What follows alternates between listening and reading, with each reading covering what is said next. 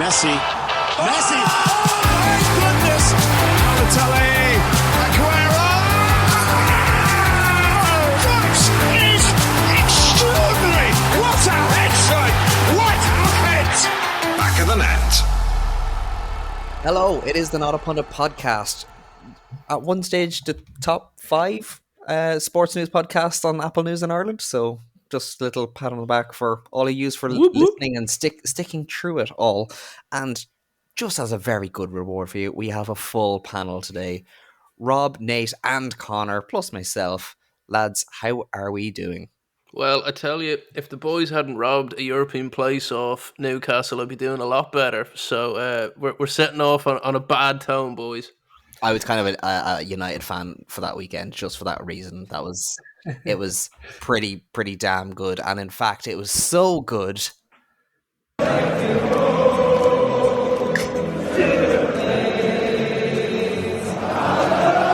Yes, this needed to happen.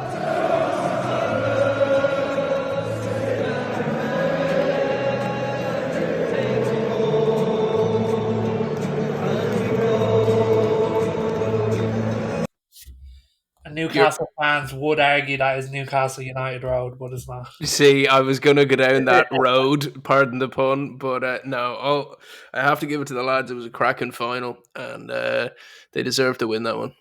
What an ending to an unbelievably rubbish season.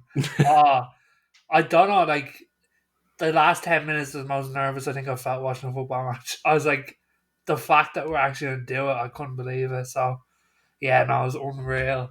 And lads, as I said, class 2024, and I was proven right, you know what I mean? I will say that picture of the class of 2024 stood there over the trophy was pretty cold as ice. He's laughed at me and, multiple episodes, and look, I was proven right again, so. Rob, would you buy into this class of 2024 stuff?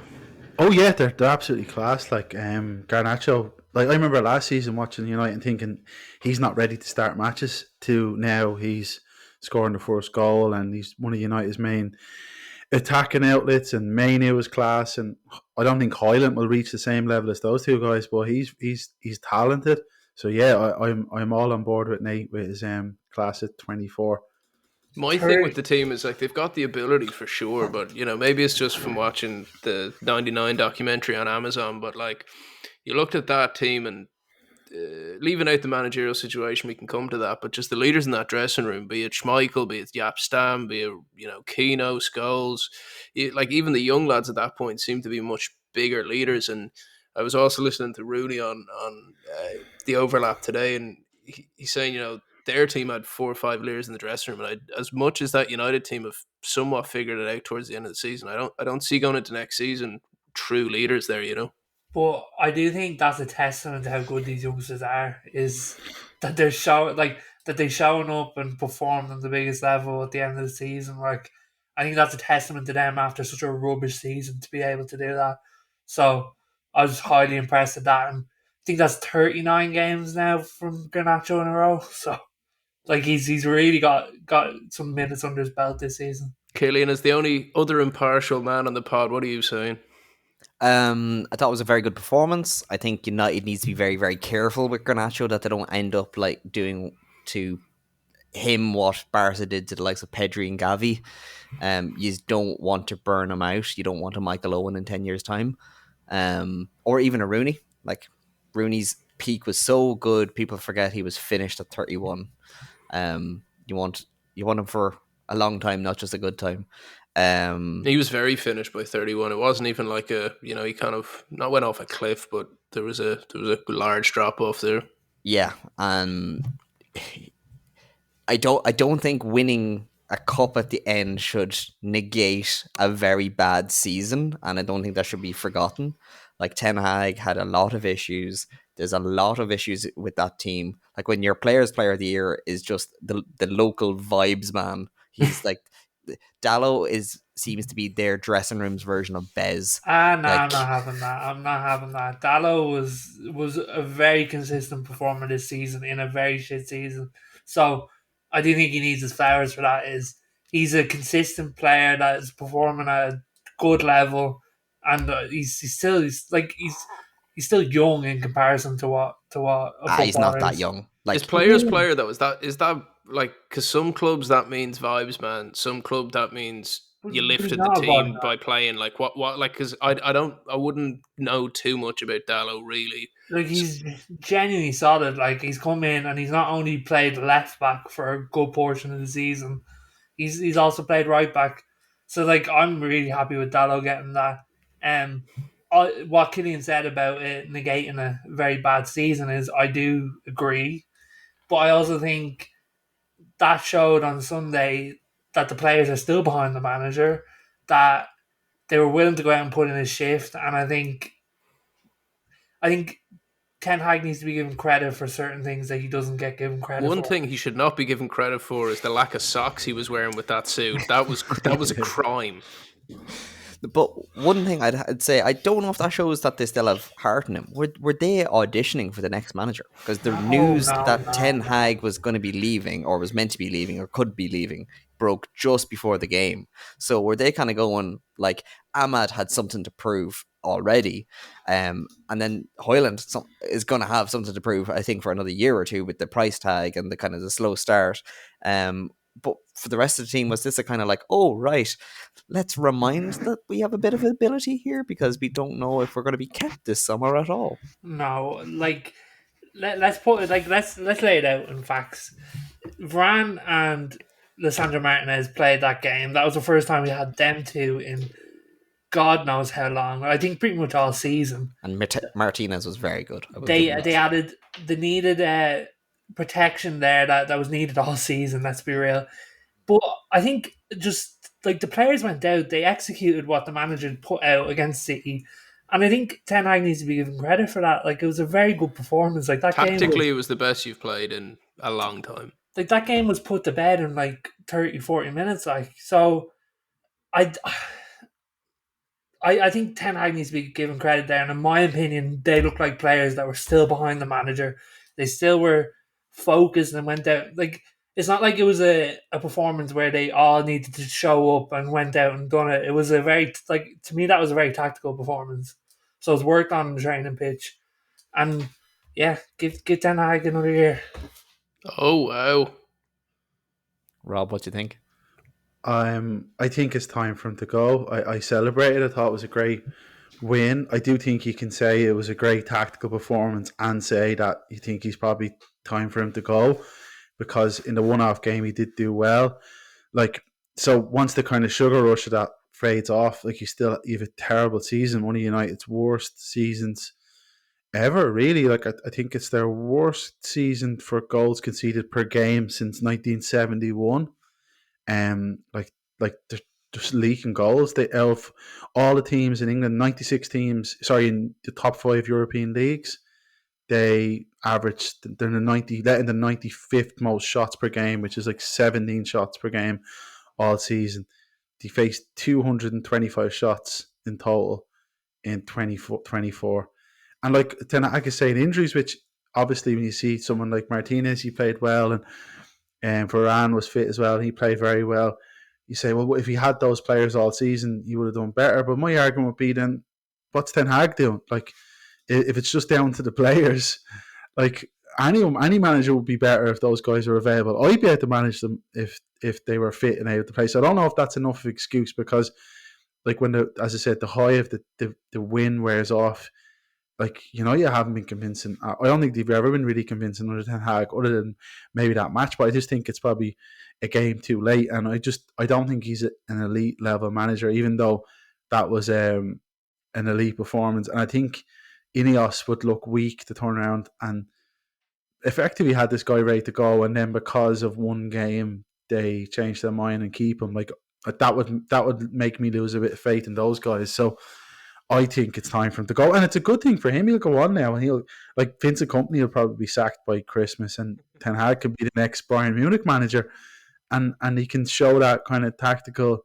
astuteness that he showed on Saturday. So I do think it's time. I think United need to rebuild, and I'm not convinced. I'm not convinced by Ten Hag. As good as that match was, I just don't think it's I don't think he's the one for United. You don't seem to be alone either. And before kind of Nate comes back in and fights the good fight for ETH, the Athletic polled their Manchester United subscribers, so they've kind of obviously put them into buckets based off of inputted info, and 74.5% of people said that Eric Ten Hag should remain as manager. 11.9 said no, and 13.6 not sure. So it seems the game has swung.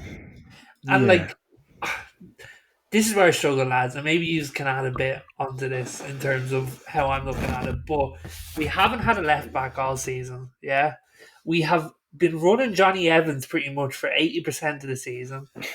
We've been lucky to have 2 fit senior centre backs. I'm just trying to, like, in my head go, like, how can a manager do better in this situation? Like where's he going to pull these players from? And where's the consistency in this team to have a partnership? Like, there's nothing. It sounds a bit like the excuses of like the latter days of Wenger and the early days of Emery. It's like, oh, how can we do better than fourth when we have Scalacci as a centre back and Rosiski's still injured? It's a real we got relegated. Look, sure, what could I have done? We'd loads of different injuries, but I don't know, Rob. What are you saying? I just think that like it's not enough of an excuse, and even then, like, do you hear what Wayne Rooney said like a couple of weeks ago? That a lot of those players are fit to play, just haven't made themselves available, and that goes back to Ten Hag. Maybe they've clashed with him. So a lot more United players were available for that match on Saturday than they were a couple of weeks ago. It's only been Bruno who's playing through the injury. So, and then you have the question, as you said before, which we can't answer because we're not there, but maybe these injuries are coming from Ten Hag's methods and the approach. So we don't know that, but I just don't think injuries is enough of an excuse. I really don't. I think every team has injuries. Liverpool had injuries. Even Man City, like, they lost to Bruyne at most of the season. They lost Haaland for big stretches of the season. Newcastle have had loads of injuries. Chelsea have loads of injuries, and they finished above United. I just don't think it's enough. I don't think injuries equal 8 in the Premier League. I don't think that's enough. I also think it's a case of I take the point of United have had so many injuries, especially from a defensive point of view, and obviously that's a linchpin of the team. But I still think there's a level of the players who are available are Manchester United players, which, let's face it, you're not there if you're a stooge. So like the quality of the players, and maybe it's the system doesn't work for the players. You could look at it both sides of things, but there's been a lot left to be proved by that United team with the personnel that were fit. Okay, Malacia Shaw we haven't seen all season, okay? Well, Malacia's been kidnapped. We don't know where that kid is. No, he was at the final. He somehow swindled a FA Cup medal. I don't know how. Shaw's been injured all season. Varane's not, like, rarely fit. He'll come back for one game at a time. And Martinez has been out all season. And Maguire's had long-term injuries. Like, lads, I'm sure, like, Johnny Evans is our most consistent centre back, and he's done a solid job. Let's just call a spade a spade. But I don't think any other team in the Premier League has had such integral injuries as we've had. So when people come to me with the argument going, okay, we've conceded this many goals, I go, okay, fair enough, that looks very bad. But I do think there's a lot of external factors that goes into that. When you go back to what you were saying last week, though, man, where you had 600 shots on Onana, like that's a human rights violation. Like that's I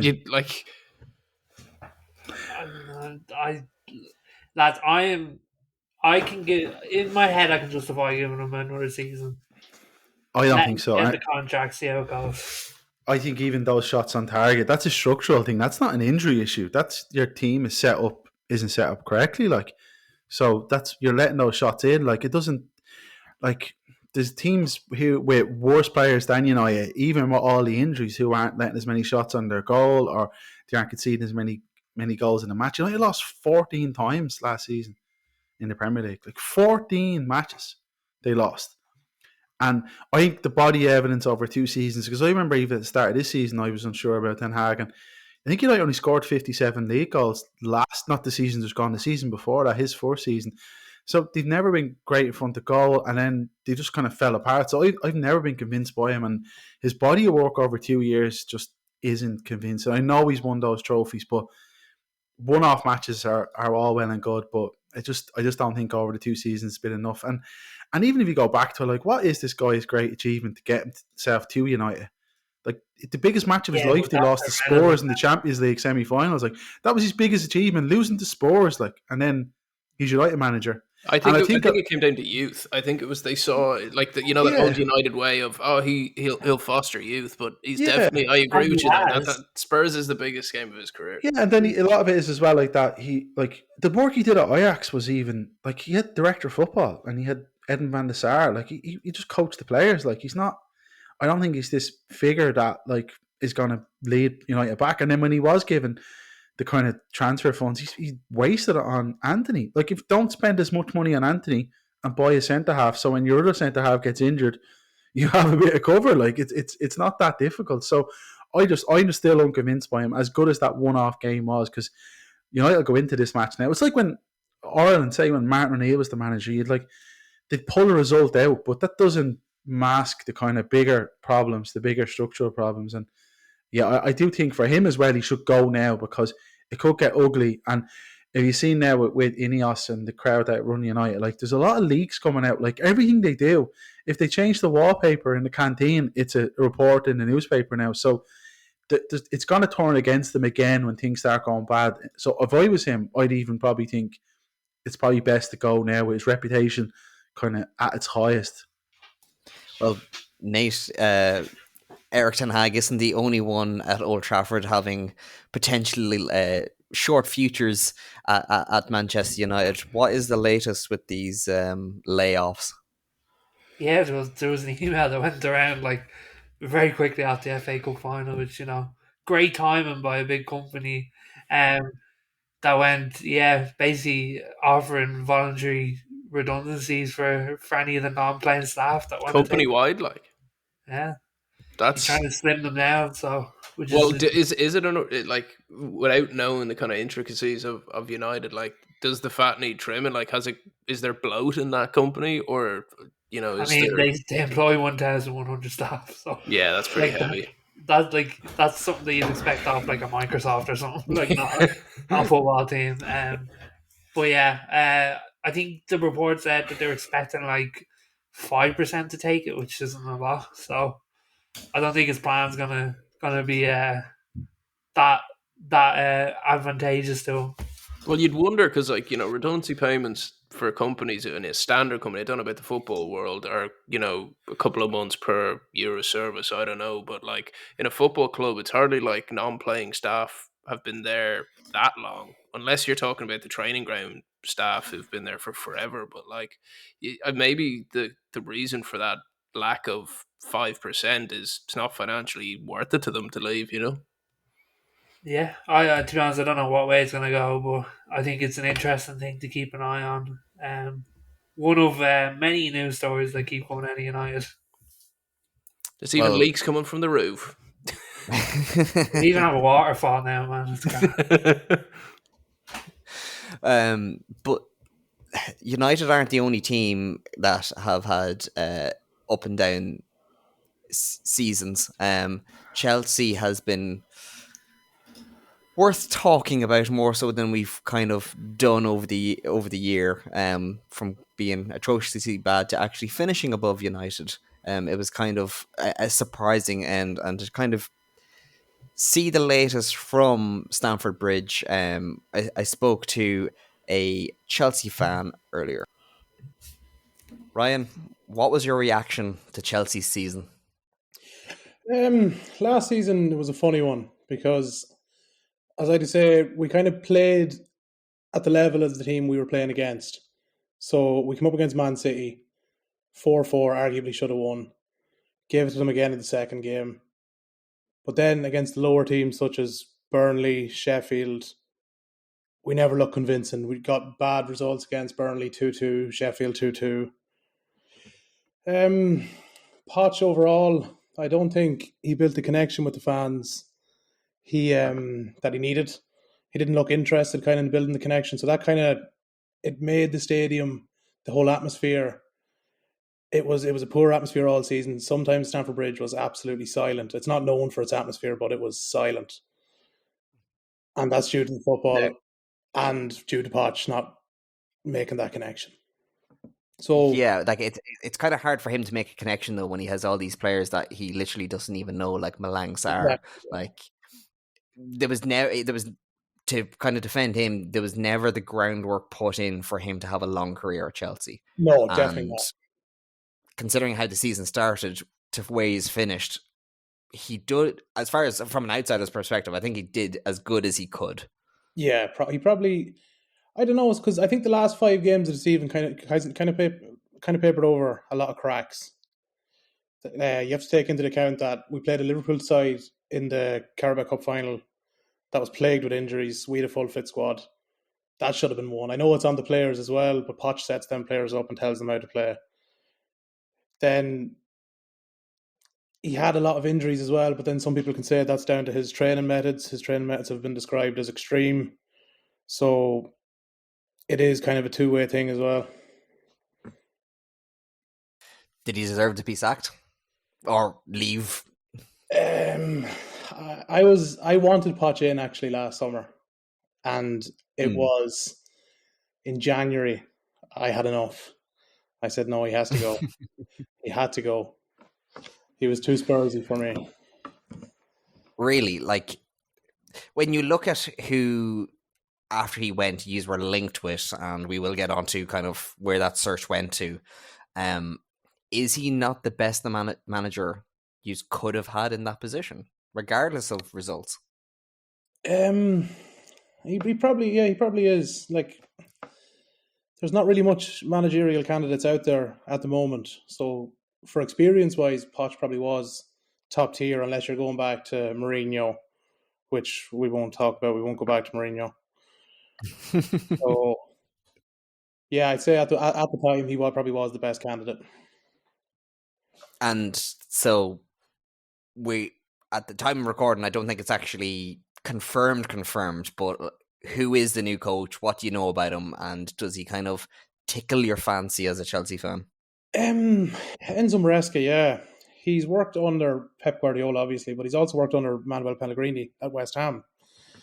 And he's played for West Brom. He actually carpooled with Graham Potter at West Brom. So I wonder, did he talk to him about taking the job? Hopefully not. So he hasn't played 100 games as a manager. He hasn't had 100 games. So it is a huge risk. But I do have an excitement about me with him. After researching him the last couple of weeks, since his name has kind of been in the fold, I am a little bit excited, I have to say. And what's kind of got you excited? Is it the brand of football? Is it the fact that it's kind of like the little bit of the unknown? Because like his Leicester squad was good, like, and they did well, but for the players that they had, they should have. Like they were a Premier League team in the Championship. So yeah, it is. Yes, the brand of football. It's his fundamentals of football. I just feel like it does actually suit our squad at the moment, and even the way he just wants to be a head coach. He doesn't want anything got to do with transfers. He'll obviously give his say, but he doesn't want the full say in transfers. He wants to work within the club's model of letting the sporting directors do their job, which I do think if the sporting directors do get this one wrong, before Enzo's sacked, these have to be sacked. Paul Winstanley and Arthur would have to stand up. Because in fairness, it was not really squad building. It was squad jumbled together. It was like pure, I've got an extra 30 quid in, I'm going to spend them on FIFA points and put together an ultimate team. Like there was no kind of rhyme or reason to a lot of it. And like even on our last episode of our season wrap up, we did kind of put both Lavia and Caicedo in possibly like flops of the season, considering the money being spent. Yeah. So is this a poison chalice for Enzo? Do you think he can make it work, or does he still have a bit of a rebuild to do? I think he can make it work. Like he's worked with Cole Palmer, he's worked with Romeo Lavia before, so I do think they'll be vital in the setup. And he's also worked with our scout and director Joe Shields at City Group, so he should be comfortable enough to come in. I know Potter worked with Stewart, so I don't know how he wasn't comfortable. But Maresca should be comfortable enough to come in, and he's a young squad there that should mould from him. So I know that I read there on that his knowledge on the squad, including our youth players and our loan players, it's encyclopedic. So it is encouraging that he already has read up before even accepting the job. Sure, one of his assistants is a former Chelsea player, and Wibby Caballero. Have Willie back. So you're kind of hopeful for the future, but one of the kind of the dark cloud. Yeah, the kind of dark cloud kind of hanging above Chelsea, though, and as a fan, like we've touched on it many times during the season, do you think success can be had under Bowley, or is he proving now to be what Abramovich was back in like 05, 06, spend a lot of money, chop a lot of heads, and just kind of maybe hope for the best? Yeah, I think he definitely wasn't educated enough when he came in. Him and Igbali as well. I know Igbali is now making most of the decisions. So Bowley's kind of the face. But they seem to be, they have every faith in Paul Winstanley and Lawrence Stewart to make all these decisions. But yeah, he came in saying that they didn't want to change Chelsea. They're not going to be this gunfire approach of sacking managers, and they want to give managers time. They're also saying this about Maresca. They've given him a 5-year contract, supposedly. So will he last 5 years? If he doesn't, what happens? You know, and have they made any promises to him in regards to like I know you're saying he's more of a head coach, but is there like a transfer kitty that they're kind of committed to? Is there any that kind of like, normally new manager comes in, there's always them kind of little rumors of promises? There is rumors that he has a 5-player list for the summer. So that's what Fabrizio Romano has out, that he's going to get 5 players this summer no matter what. Where he's going to fit them, I don't know. But there's 5 players on the list, and I think 2 of them are left-footed right wingers again. So where he's going to fit these left-footed right wingers every single time. And then you have Estevao from Brazil coming. You have Kendry Paez, both left-footed right wingers. So lovely. So the Graham Potter problem of not having enough seats for players is going to rumble on. And actually, just before I do let you go, the guys take the piss out of me now at this stage. I'm a big fan of Graham Potter. Yeah. I would love him at Sunderland if we could get him. I'd love him at Ireland if we can get him. I think he'd be an astute signing for the likes of Man United. I think he's a very, very good coach that's now been maligned by a bad spell at a club that didn't know what it was doing then, and maybe even now, but we won't. I won't cast any aspersions. As a Chelsea fan, do you hold Potter in any regard? Oh yeah, definitely. So like you're not completely put off by his 1 year. No, I think he's a fantastic manager. I think he should have been given more time. It was the owners not being educated enough in football. That's why he was sacked. I know the results weren't great, but you also have to remember we had Aubameyang, who Potter didn't want, Ziyech, who Potter didn't want. We had, I think it was 36 players in the squad, ridiculous amounts of injuries. He didn't really have a fair say. Then you bring in January, you bring in Enzo, Mudryk. Like, how many players did we bring in that January? And none of them played Premier League football before.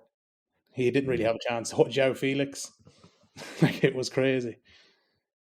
But I do think Potter is a great manager. I think he will definitely come back and do really well in football. Well, lads, it's not just me saying that he's good. It's even a Chelsea fan is saying it. Ryan, thank you so much for your time this evening. Great to actually kind of hear from a Chelsea fan. Where can the listeners find you if they want to see more? You can just find me on Twitter. It's Ryan12_21, and that's really all where I'd post my content or anything I feel about Chelsea. Great. Well, you heard it here. And Ryan, we will have you back to keep us up to date on what's going on in Stamford Bridge. And just to plug again, because I can, fun fact, I played on Stamford Bridge. Ryan, thanks very much. Chat to you again soon. See ya.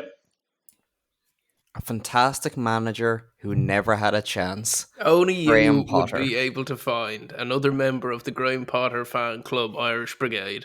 Now, before we get into it, cheers, Ryan, for giving us the lowdown on all things Chelsea. But some interesting takes there. Yeah, well, like that's the thing about Maresca. Is it a clever signing? Is it another just throwing crap against the wall to see if it hits? Rob, what are you saying? It's just Graham Potter again, isn't it? Like it's just this guy has done well.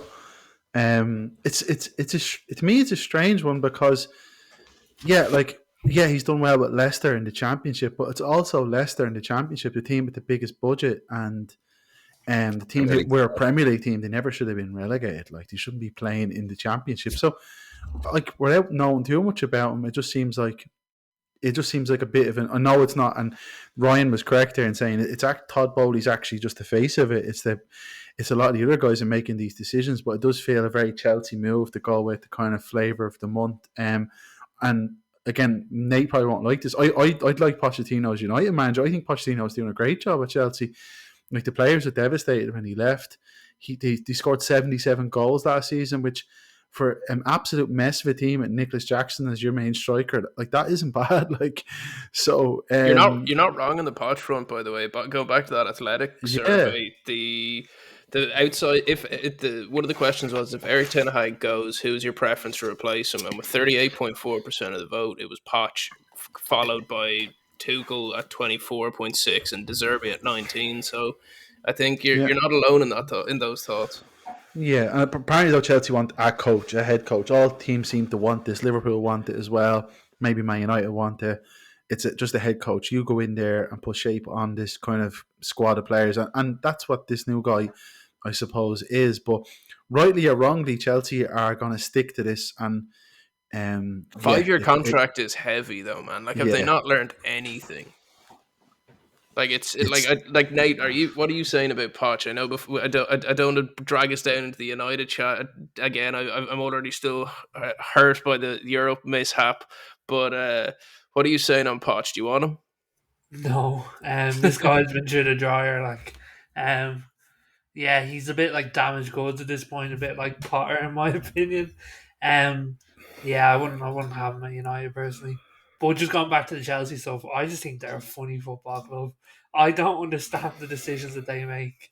But the board don't either, though. Like, I mean, like, hasn't a breeze. Like, I'm surprised they didn't try and get him on an 8-year contract and spread it across 8 years. Like, but I don't get the decisions. Like, they're not even really communicating it either. Like you think if they had any bit of sense about them, they'd come out and say why they're making such rash and silly decisions, in my opinion. It's like, if I'm a Chelsea fan, I don't think this guy fills me with confidence one bit. Like, fella, you came from the Championship, like, and I'd have the same personal opinion if it was McKenna going to United. I just think that jumps a bit too much, in my opinion, and I don't see it working one bit. What are you saying, Rob? It's just strange how football's gone. Like, it's gone from, like, Chelsea in the past appointed Mourinho because he won the Europa League and the Champions League. They appointed Ancelotti because he was a serial winner. Now there's like, it's all about the promise of someone who could be good. Like, your stock is greater if you play good football, if you somehow have a loose connection to Pep Guardiola, and you just kind of talk tactics all the time. Like, that's what these clubs seem to be looking for. Like, Sean Dyche gets Burnley into Europe and he ends up managing Everton.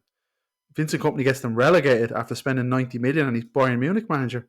And it's just like, football's gone. It's gone on its head. Like, it's tilting. The power is tilting all away from the traditional manager into this kind of like this promise of this head coach working in this structure, and the kind of nerds behind the scene are the ones. I say this as a nerd myself, as a football manager aficionado, but like, they're the ones with all the power, and it's just. It could be entertaining because I don't. Chelsea guys next season could be fighting for Europe, or they could be bottom half of the table, and John Terry's the manager by Christmas. So for us, it should be entertaining. I mean, as a man who's sat in the Not Upon the Towers in a Chelsea jersey before, what are we saying, Killian? I think it was just a bad move to get rid of Poch. Like, as I said to Ryan, like, I don't think there's anybody better for the position. I think if you're going to get somebody, you might as well get somebody a little bit interesting. If you're going to change, you might as well take a gamble. Like, in the current managerial market, you're either going to overpay on compensation in 6 months, which is kind of the way managerial things are now, or you can get somebody that may pay off and is actually willing to put up with what you give them rather than kind of asking for stuff. But I wanted to actually ask you guys, what's a bigger step up, Mascara to Chelsea or Company to Bayern? Because like one is coming from the Championship up to the Premier League, but one's failed in Oh, the let me Premier get in on League this. and going to Let me the in on this. League. Let me in on Robbie, this. Robbie, what are you saying first? Go for it. Sorry to cut across takes. I think we're going to say the same thing, but Vincent Company from that Burnley team to Bayern Munich, even though the Bayern Munich are having a lot of troubles, is just, I have no words. Like, I just can't. I read It's during the week unbelievable. that Guardiola had a big sway in that, and that Munich consulted him as to where they should go, and he kind of pointed them in the direction of Company. Now, I don't know how into the process Guardiola was contacted, because I mean, I've seen Company described as Plan J, Yeah. but it's very. I'm trying to find better words than bonkers, but like it's pretty out there. It shows how mad football is. When I first saw this link, I wasn't even surprised. And even though it was shocking, I wasn't surprised. I'm like, yeah, this is how mad football is. Of course, Vincent Kompany's going to be Bayern Munich manager and coach Harry Kane. Like, of course it's going to happen, even though it's insane. So, like, I just can't believe he was even number 8 or 9th on this list. Like, who's the next guy who didn't get it? I feel bad for that guy. Like, how far down the list did you get before Company come into it? I know they've been knocked back by a lot of people, but I think Vincent Kompany is just so unconvincing as a coach. Like, I think not as bad as Gerrard or that level, but not far off it. And it's just like I can't confess to seeing a lot of Burnley, but there's a reason for that, because they were terrible, like absolutely terrible. They finished Burnley were always the last game of match of the day, and that says all you need to know. Like, yeah, and I can't stay awake for that. And they're below Luton in the table. I don't know how you feel, Nate, but for me, Lads. I can't think of a bigger jump off the top of my head. No, Leicester to Chelsea is 100% a bigger jump than. No, it's not. off it. Nah, lads. We gotta take Bundesliga tax into this. He's gonna be playing against 19 teams that don't know what a low block is. Yeah, don't know what a low block is. I forgot about your vendetta against the He's Bundesliga. going to have a field day, and Vincent Kompany's going to look good at Bayern. I can guarantee it. Yeah, he's going to have this thing where he might underperform in Europe, might not, but I guarantee they're going to be fine in Germany, and 100% Leicester to Chelsea at this current moment is a bigger step. I was talking to Sorry, kid, Connor. It's Bayern Munich. Sorry, Connor. No, you're good. I was talking to a non-league manager, mate of mine, and he's the same as Nate. So I'm intrigued to see what your comeback to that is, Rob. It's Bayern Munich. They are like aristocrats of world football. Like, they've won, I think it's 7 European Cups.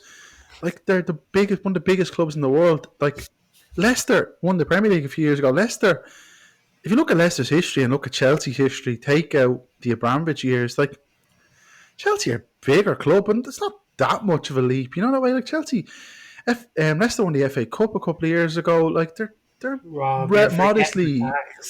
But Chelsea are a team in transition. Chelsea, to me, now are that like a top 8 team. They're not. They really are, and God knows where they're going to come out with this, because they had those Abramovich years, but they're kind of going back a little bit to when they were in the late 90s as like this kind of maybe a cup team or a good team, but not a consistent team. It's Bayern Munich from Burnley. Like, Burnley has a population of probably about 80,000. It's a small club. Like, and Vincent Kompany, like, I don't think he did a particularly good job, and now he's Bayern Munich manager. I feel so bad for Harry Kane, who's like a case study in why you need to get a good agent, because if you let your brother be your agent, before you know it, Vincent Kompany is your manager for Bayern Munich, and you could be playing for Real Madrid or something instead. So I think maybe someone killing your knowledge might be to throw a bigger leap at me than from Burnley getting relegated to Bayern Munich manager. I just can't think of one. Oh, a bigger leap. Oh, you kind of put me on the spot. Give me a minute, I will think of one. But I do want to remind people that like Kompany did get Burnley promoted, playing a very attractive style of football in the Championship. And to his credit, he kept that in the Premier League. And whilst it didn't go the way that he wanted, it wasn't like he was Sheffield. It wasn't like they were rooted to the bottom. Like, they were competitive for parts of the year. But his inability to move away from what wasn't working is worrying. Yeah, I agree with that. Not a Bayern. But like, don't forget, like he was playing a brand of football that was more suited to the level of player that he was, rather Agreed. than the 100%. level of players that he had. So putting him into a Bayern will actually work in his favor. But I wonder, long term, right? This is where I wonder: has he kind of screwed himself? If he can't do it at Bayern Munich, that exposes his system. Because okay, you can say it didn't work at Burnley because he didn't have the playing staff, but when you go to a league like Germany, which is different, and as Just say as as, Bundesliga. as Nate's vendetta has, but when you've got the players of the caliber of Bayern Munich, if you can't figure it out there, where do you go? Is Championship your level then? Yeah, that's a year from now when we're doing end of season reviews, let's come back to this. All right, Bundesliga tax is real, and that will be the day you subscribe to it. We need to get T-shirts on the side. Bundesliga tax is real. And I Jenny actually think it is real. It they're is gonna real, but smash people. Like he's gonna smash teams 5-0, and we're gonna be like, he's oh, he's the not. best. I'm telling you, bro. He's not going to smash Xabi Alonso, and I know they lost the final in Dublin, but like if he's sticking around, they're going to probably get more. They're going to get more players in. He's going to have more backing. I know who I'd back if it came down to that. To me, this is. Alonso. I think companies are just unconvincing, completely unconvincing appointment. A manager, I don't see it. If you're Harry Kane, you must be livid. You're like, what? It's like I came to Bayern Munich and you're giving me Vincent Kompany. Don't get me wrong, I loved Kompany as a player and he seems like a nice bloke. But if you're Harry Kane, you're like, we just lost the league for the first time in fucking 10 years and I have to put up with this guy now. It shows how football's gone as well, though. Like with that, I keep saying that, but like that basically actual achievement is overlooked in favor of the promise of what you can be. Like Vincent Kompany speaks well. Like Vincent Kompany would be a great politician or a pundit, but I don't know. I don't know if he's a great manager though. Whereas like actual achievement, like I'm not saying Sean Dyche should be Bayern Munich manager, but I think Sean Dyche has more credentials nearly to be Bayern Munich manager or to get a better job, because I just don't see any great achievement that Kompany's ever done. And then for Kane, like in an alternative universe, Kane's contract is wrapped up now with Spurs and he's a free agent and he could be joining Real Madrid. Like that's what could have happened. So yeah, I do feel for him as well. Okay, I'm going to put two names I think that have had a bigger managerial jump, and I think one is obviously more successful than the other, but I think that neither of them proved particularly well. Avram Grant. Oh my god. At Chelsea, Yeah, going from that's a big basically one. being a director, and then also Andrea Pirlo, Juve, going from nothing to like the top job. I think they're more comparable jumps for both Mascara and Kompany. We do want to get on to our Euros sweepstakes, but before we do that, this weekend, Champions League final. I'm going to go around to you. Just give me the name of who you think is going to win. Nate. One word answer. Come on. Yeah, hot fire question here. We'll revert again, but no, come back to me. Go on. Connor. I'm saying Borussia Dortmund. I want to win it. Real Madrid will win it. Rob. Real Madrid. Nate. Real Madrid. Cruz. Down now. Gillian, Dortmund. Okay. I think they'll win it or want them to win it? I think they'll win it. Wow. And I think just like any of the smaller teams, once it gets to the final, like I know how dominant and dominating Madrid can be. Like they can grind out results, but like Dortmund are there on merit, and it's not like they had an easy run of it. They got there by grit and determination, and by basically sacrificing their like domestic league to do it. So yeah, like they're used to not having big players. So I love the way they've got to the final, and I've great admiration for them as a club. But the one thing that you always have to remember in the Champions League is Real Madrid are built for it. They are the Champions League. Like Don Carlo in the Champions League is a greater love story than Twilight at this point. Like I mean, it's they're unrivaled in their ability to pull one out of their arse in a Champions League game. Maybe outside United of yesteryear. I don't know. What are you saying, Rob? Oh, I couldn't agree more. They're just As I got older, I actually think I appreciate the style more. I would have been previously like, oh, Barcelona are great. Look at their style of play. I kind of admire Real Madrid, just the ability to win. It doesn't matter how they do it. And I loved how they kind of, not just as a Man United fan, but I loved how they stuck it to Liverpool a couple of years ago and just one move. And then I think it was Vinicius scored at the back post. It was great. So, yeah, I kind of, I can't see past Madrid. And the team they're building now, like, everyone needs to remember, this is before Mbappe joins. This is before Endrick, the wonder kid from Brazil, joins as well. Like they could be dominating for the next couple of years. Well, like it's just like you said, they're one of the last teams that can take a game with a scruff of the neck, and it does not matter how far down they are in a game. They could be 2 goals down in Champions League final. You're like, they still have a shot here. And there's not many clubs like that left. Yeah, Killian going against Don Carlo, that's brave, that is. It's damn right rude, so it is. Yeah, I expect a better Killian, I can't lie. Not like it's just I don't think it's going to be that easy of a game. Plus I like to be a contrarian. It's fine. What are we saying scoreline wise? 3-0 Rounded. Oh, I'm saying both teams to score 2-1, 3-1. What am I going with? Okay, I'm going to go 2-1 Madrid. I'll say 2-0 Madrid. 1 goal each half. Comfortable. I'm going to say 2-1 after extra time to Dortmund.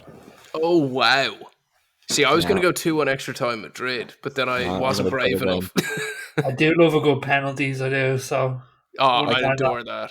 I think that'd be great as well. I am just a little bit for the fun. I will admit, I do love a bit of fun. I would love it for Marco Reus. It would be fantastic to see him bow out of Dortmund with a Champions League winners medal around his neck. Yeah, Cruz to get one more, man. Come on, him and Modric just stacking them up. Yeah, they've had enough, and Jude will get another one. So I think they're absolutely fine. But gentlemen, the time has come. It is time. So for the listeners, we are going to be having a big team and a small team for the Euros, so that we each have a stake in the tournament. Considering Ireland has let us down once again. R.I.P. King Kenny. But who would you like to get? Now, there was a big debate as to what a big team is prior to this. Like if you thought the chat about United managers or which was a bigger jump was kind of meaty and a bit bloody, the big teams in the Euros was much more vicious. Now, I think we're all hoping not to get England. Is the main piece of our first team. But to be honest, as I'll be in Portugal for part of the tournament, I would be pretty damn chuffed if I can get Portugal out of this. I don't know about you guys. Who are you looking for? I would like Portugal to do well. I'd like them to win it. I think France will win it. I don't know if I get much excitement from them because I think they're quite boring to watch because they've so much talent and play great. So yeah, I would say France maybe, but I wouldn't be. It'd be kind of a cold, hard decision basically. I think they're going to beat England in the semis and then probably play Portugal or Germany in the final. I would like Portugal as well. All my boys are on Portugal, so I've got to go Portugal. I would have taken you for a Croatia man myself. No, I wouldn't want a small team like that. I would as we have them kind of split up, I would like actually to get Austria just so I can rub Ralph Rangnick in all the faces. Yeah, for the context for the listener, we've kind of put teams into 2 buckets of first kind of potential winners is our first board to spin, and then the rest of the teams. But Killian, take it away, my man. So our first board has Netherlands, Portugal, Italy, Germany, France, England, Croatia, Belgium, and Spain. So Nate, we're going to do your pair first. Big or small? Which you want first? Big. We'll go big. Give him Croatia. I beg, please give him Croatia. Oh. Okay. Netherlands. That's pretty Just stinky, but yeah. I mean, they've been a second team of mine for a long time when Ireland Better than don't make Belgium. things. at least you have a good kit. Yeah, Like and Ericsson Hack and all Veghorst, that, mate. you know what I mean? Yeah, And Veghorst. Veghorst. Big Bowler. Vought. If that's what you're dependent on. Okay, who do I want in the small bucket now? Okay. Now, this is where we have Albania, Austria, Czech Republic, Denmark, Georgia, Hungary, Poland, Romania, Scotland, Serbia, Slovakia, Slovenia, Switzerland, Turkey, and Ukraine. I will be releasing a wrap. I was about to say that was pretty impressive. That was well done. Now, Nate, let's see who you get. Let's see. Oh, God. Oh, Serbia. Serbia's not bad. Serbia.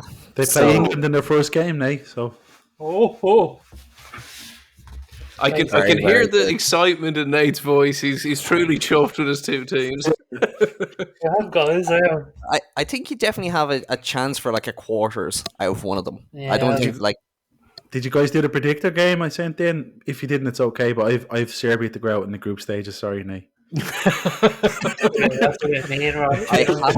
I haven't, but I will before the next episode, which will be our Euros preview. Yeah. So, Rob, big or little? We go with small team first. Let's see. Here we go. Okay, the excitement of this. What we got in here? Oh, Another S team. Oh, Is that Slovenia. Oh no, that's terrible. I thought you got Slovak. I think he deserves a respin with that. That was right in the middle. Rob, name No, one player no. that plays for Slovenia. I actually can't. Yeah, neither. Oh wait, no. Who's the goalkeeper? Play for Inter Milan. Is he still there? Handanovic. Handanovic. Yes. Is he Slovenian? That could be a Slovak. He is team, now. We get into big waters here, like.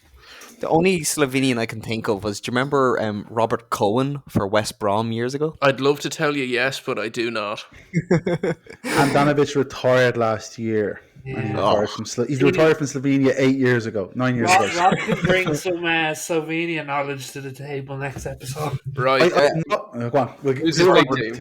Yeah, we're going to all have to be really knowledgeable on our teams next time. Now, Okay, big let's team. see. Spain. Will you now? Oh my god, I thought you laughed. Ah, shit.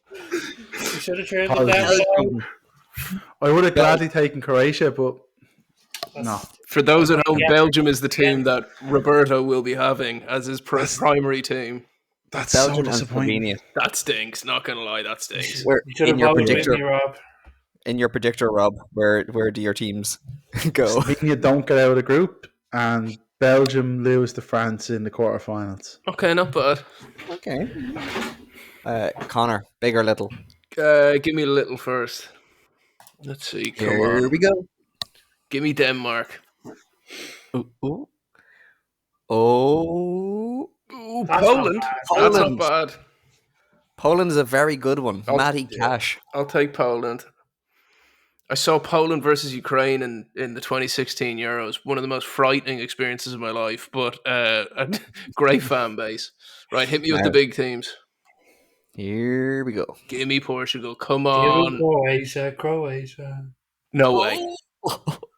Ah, Oh, I just missed England by a hair, and I got France. Yup, Oh, the there we boys. go. We have our winner. Connor won. So, Killian, you go big or small? Poland. I'm going to go small first because we only have a handful of names for the big teams left. So, my small team will be. Oh. Czech Republic. Czech Republic. It was so close to being Austria. So Chic close. and all that, you know what I mean? Czech Republic. I'm pretty happy That's with not that. bad. Yeah. Like if they can resurrect the spirit of Jan Koller of Euro 2008, I'll be happy. Right, let's go. Big team. If this is a team in white, I may retire. Oh. Swap. It's Oh, Portugal. wow. I'll do a swapsies with you, man. I'll do a swapsies with you. So Portugal and the Czech Republic, they are two Euro classics. How are we feeling, gentlemen? Fucking Netherlands and Serbia, man. Jesus, give me a break. You definitely got the worst one out of it. Robbie's not too far behind you. Oh, Belgium, that is grim. And Slovenia, what's the other one? And Yeah. well, very, very nearly Slovakia. I think Slovakia would have been better. I can't complain too much with Poland and France, but that said, I agree with Robbie. I'm not the biggest fan of the French team in terms of the way they play. It's quite boring, but I am glad that I missed England by a hair.